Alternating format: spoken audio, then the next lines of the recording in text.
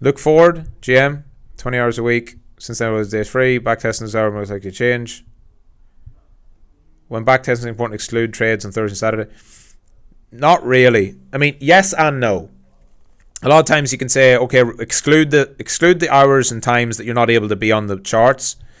But if it's a generalized system, right? Let me put it this way: if you can't trade on a Thursday, then, and you're trying to trade like New York Open, then you should filter out Thursdays of New York in your backtesting, because the Thursday could have some very real intricacies about it. That's like scenario or event based, right? So if you can only trade Monday, Tuesday, Wednesday, Friday, and you're doing your backtesting, don't include Thursday in your New York Open analysis. But if your system is a general system, and it's like break of structure, moving average crossover, that's not really going to be different on any different day. So you can just test it 24/7. And yes, you're not going to trade Thursday. Yes, there will eventually be a trade on a Thursday, but it's not like that moving average crossover was anything specific to Thursday. Do you understand? It doesn't disprove the system. Yunez, golden zones, no. Doesn't, in my experience, doesn't matter. That's a really old logic from Forex. And when I say old logic, I don't mean that it's not applicable to Forex anymore or whatever, because I don't trade Forex. But in crypto, no. The moves in crypto are randomly distributed throughout the day. Yes, off the daily open, you're more likely to have a move. And yes, New York Open, you're more likely to have a move. Sure.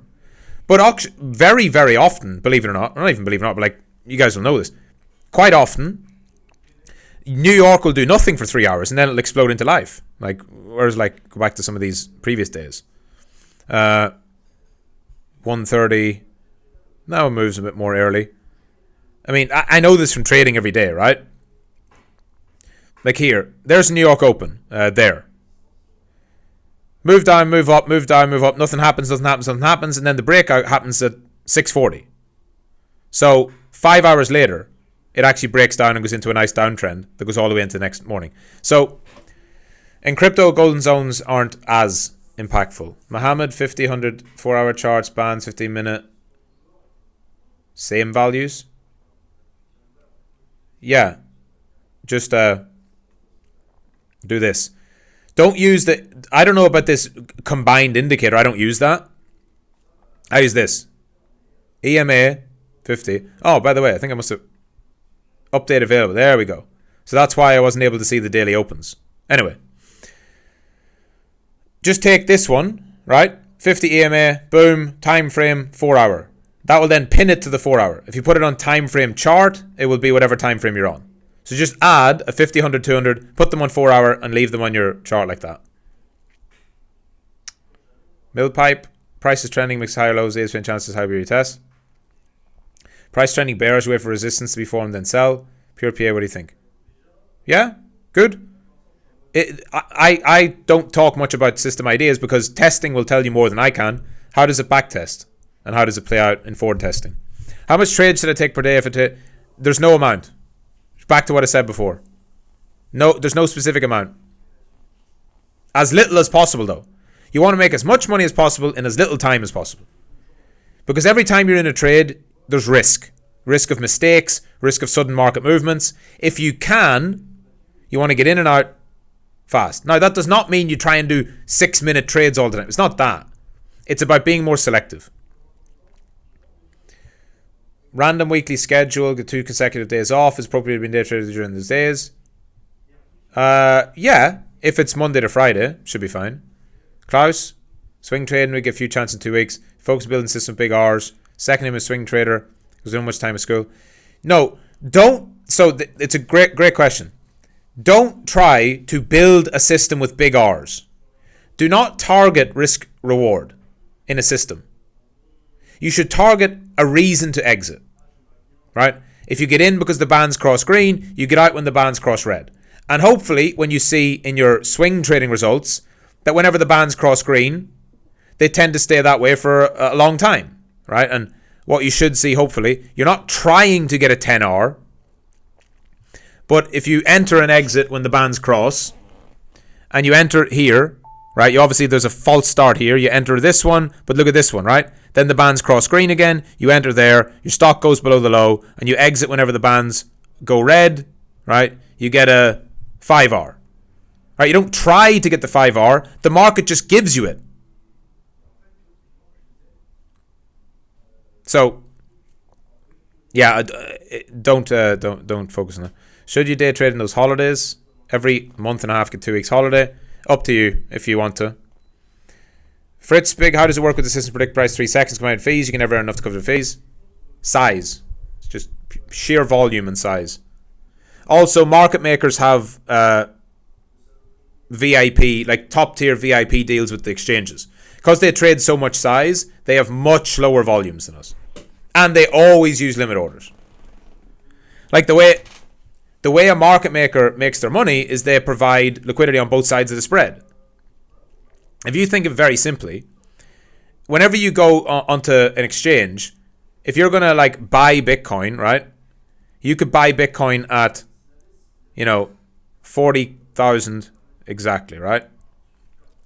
That's the bid. The best bid is 40,000. The best ask might be 40,003. So if somebody wants to buy right away, they have to pay 40,003. If somebody wants to sell right away, they have to pay 40,000. That's market orders. What a market maker will do is they will provide this liquidity all day. They will always be there to buy at 40, and they'll always be there to sell at 48.3. And if they just do that over and over all the time, that's what they're trying to do. They're trying to capture a spread. That's what market makers actually do. And when you understand that, you'll understand why this idea of market makers manipulating price, anyone who says that is low IQ. If people tell you that market makers manipulate price, that's not their job.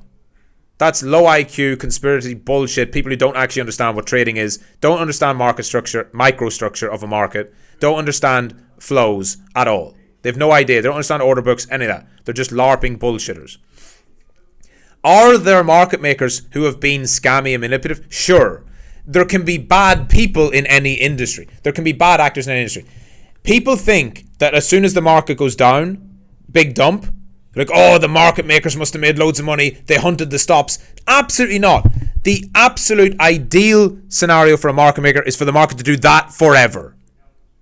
If the market just went between 40 and 40.3 forever, and they were constantly providing liquidity on both sides, buying and selling, and taking that tiny little bit, that's reliable, consistent, low volatility, easy to manage risk, and they just print.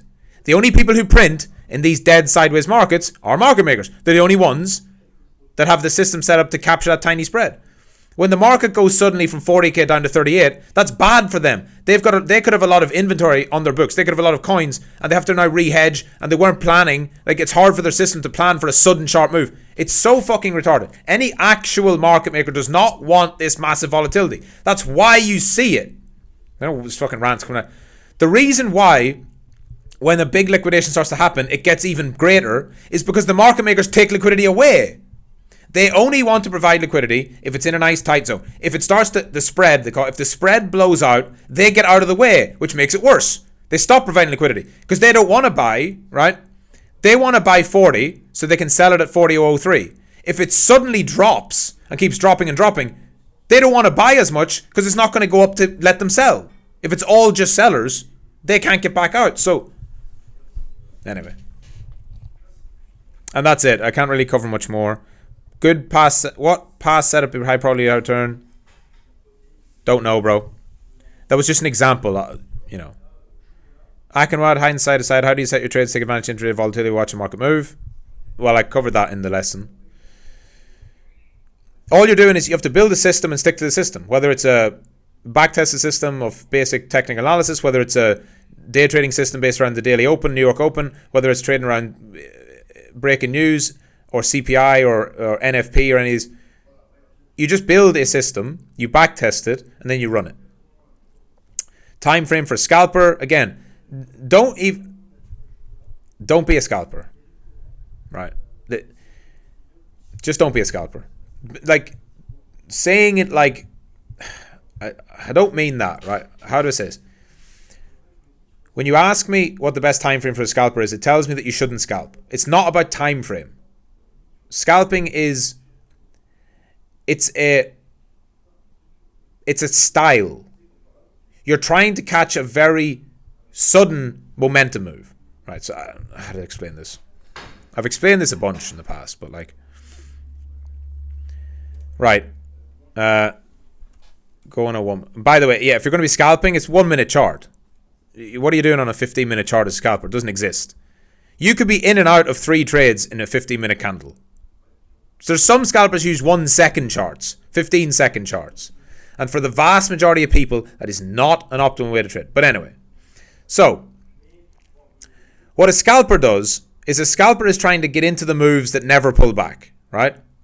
They're trying to catch an ideal entry for a scalper is like here, to where they've identified momentum and it never pulls back. And it just moves in their favor straight away. It's pure momentum. What somebody might have done, which is equally as valid as a trade, is when the market broke down there and retested there, they would enter a short at that point. And they put their stop loss up, whatever, here. And then price comes all the way down here. So both of these trades, right? Both of these trades are valid. Both of these trades are in profit. This one is a day trade though. This is not catching momentum. This is the opposite. It's actually entering on a retest.